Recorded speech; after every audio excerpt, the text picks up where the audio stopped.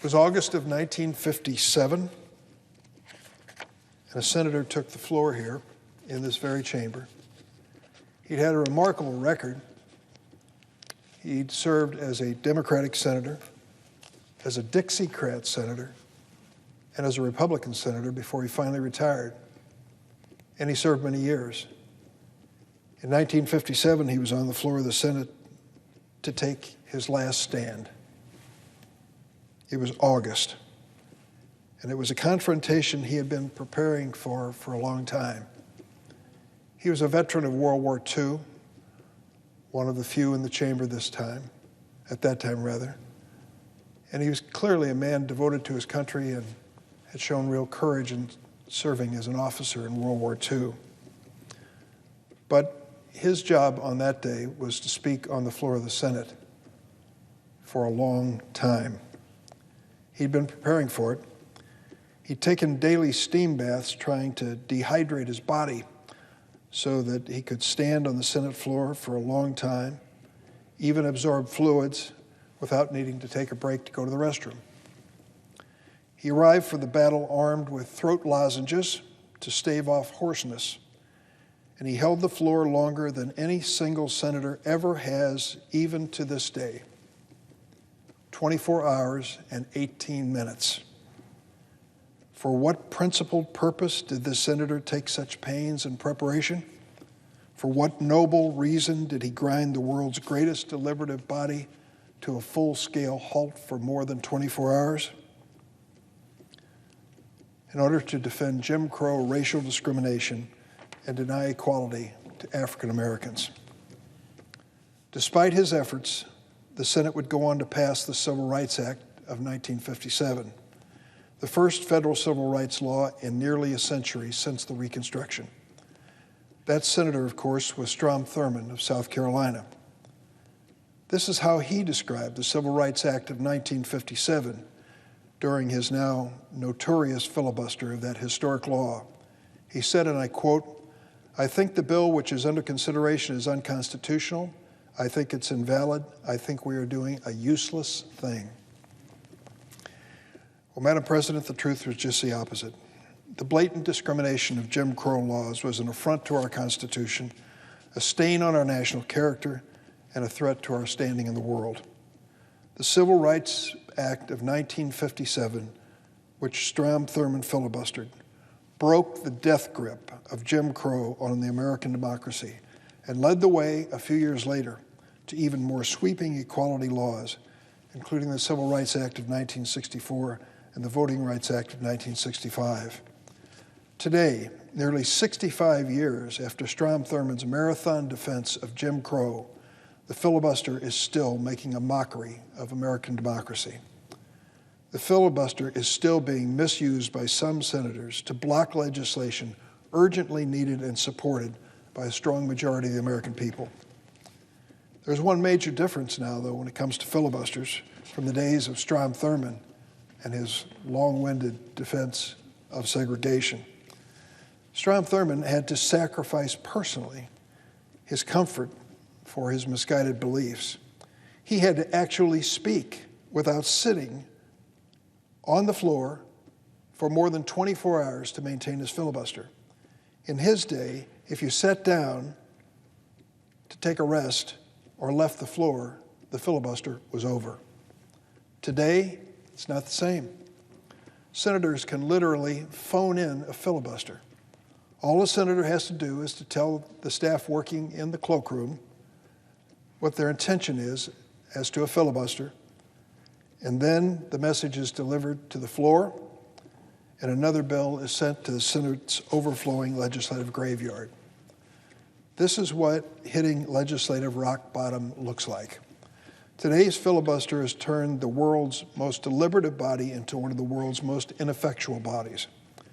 We are like the giant in Gulliver's Travel, tied down by our own legislative red tape, unable to respond to crises and the clear wishes of the American people.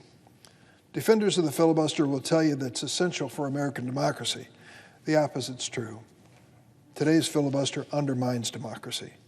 By eroding people's faith in the ability of democracy to solve problems that matter the most, Misuse of the filibuster may accidentally open the door to autocrats, would-be dictators, who falsely promise to deliver results even if they ignore all of democracy's rules. To my friends who count themselves as proud members and supporters of the Federalist Society, I'm sure you've heard of it, go back and read the Federalist Papers.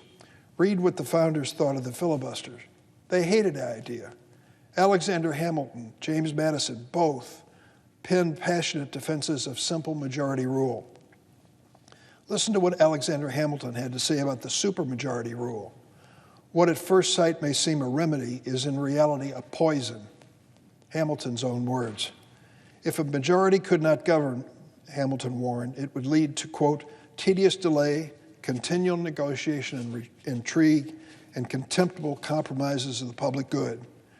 Tedious delays, continual negotiation, and intrigue. Sound familiar? And then there's James Madison, the father of the U.S. Constitution. In Federalist 58, he wrote that if a supermajority were required to pass all new laws, quote, the fundamental principle of free government would be reversed. It would be no longer the majority that would rule.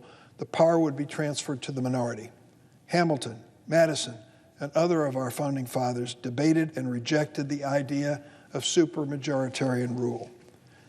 They protected minority rights by creating a government with a president, 2 legislative chambers, and a judiciary, in which minority views were respected, and making a law, even with simple majorities, was a challenge.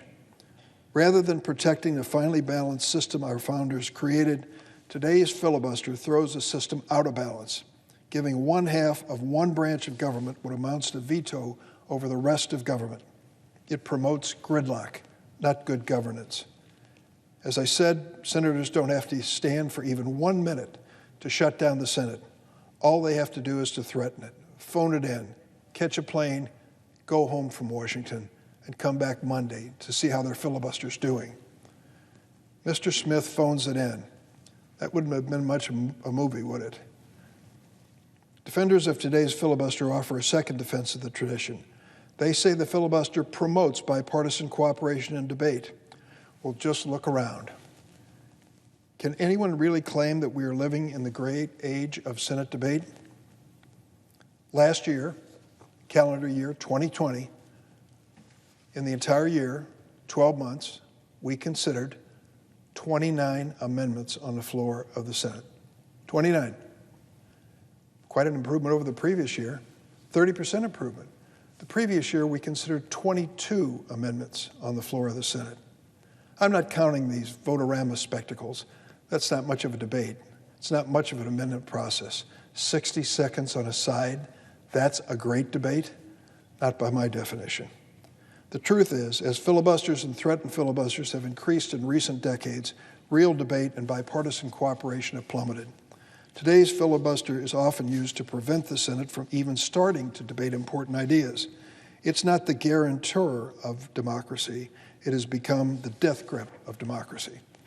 Senator Thurman's 1957 filibuster marked only the 5th time since 1917 that the Senate had voted to cut off any measure. I want you to reflect on that for a minute. We had had 5 filibusters in 5 decades when he took the floor in August of '57. Guess what? We can have 5 filibusters in 5 days now. They've become so common. So how did the filibuster become a weapon of mass destruction? The answer is we stumbled into it.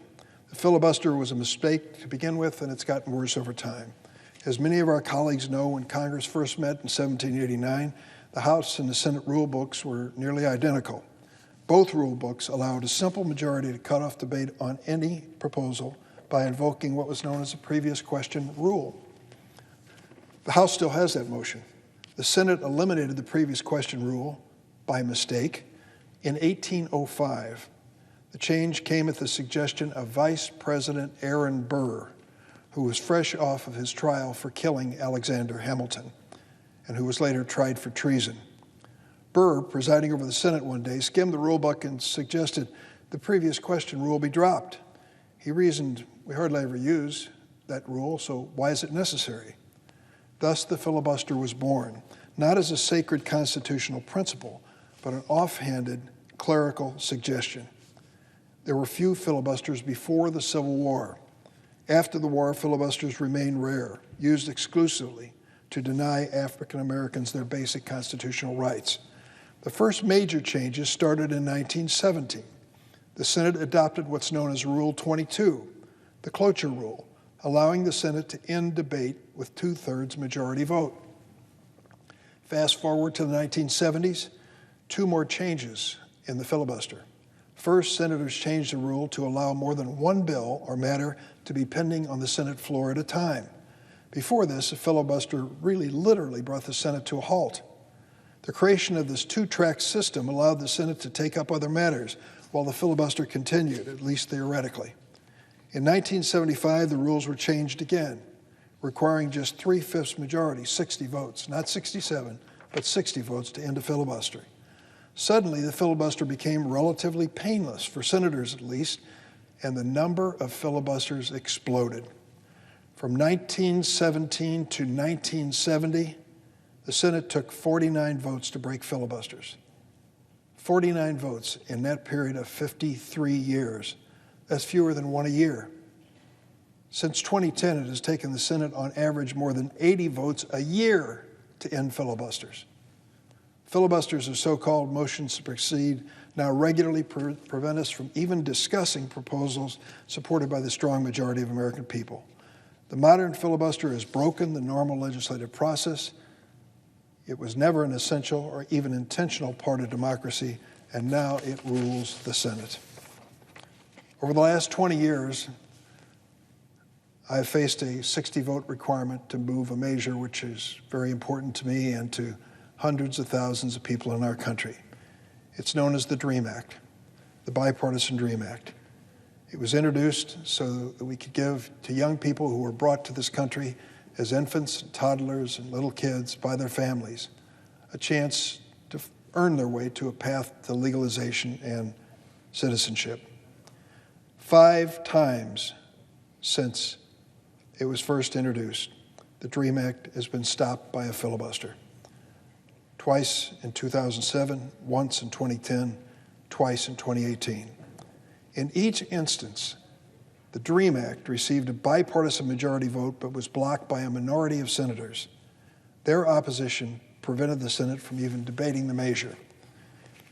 It was repeated rejections of the DREAM Act by a minority of senators that finally moved President Obama to establish the Deferred Action for Childhood Arrivals, DACA. To our Republican colleagues, let me say this. If you don't want to see this president or any president impose solutions based on executive orders, shouldn't we be willing to debate the issues at hand and consider actually legislating? I've been long open to changing the Senate rules to restore the standing filibuster.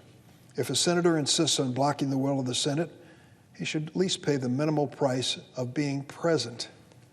No more phoning it in. If your principles are that important, stand up for them. Speak your mind. Hold the floor and show your resolve. Others have proposed different reforms, including reducing the number of votes needed to invoke cloture, creating a tiered system of voting in which a filibuster can be broken with successively smaller majorities, and ultimately a simple majority. Some have suggested that we forbid filibusters of bills that pass out of the committee with bipartisan support. I support discussing any proposal that ends the misuse of a filibuster as a weapon of mass destruction. If the Senate retains the filibuster, we must change the rules so that any senator who wants to bring the government to a standstill endures at least some discomfort in the process. We need new rules that actually promote debate. They are long overdue. Close with one thought. My first job in the Senate was a college intern for Illinois Senator Paul Douglas. Paul Douglas was an extraordinary man, PhD in economics, war hero, champion of honest government, and a passionate supporter of civil rights. In 1957, he was actually on the floor when Strom Thurmond was giving his historic filibuster. In a bit of ingenuity, Paul Douglas asked that a pitcher of orange juice be placed on the desk next to Strom Thurmond's desk. He hoped that thirst and the call of nature might force an end to that shameful filibuster. Well, it didn't work.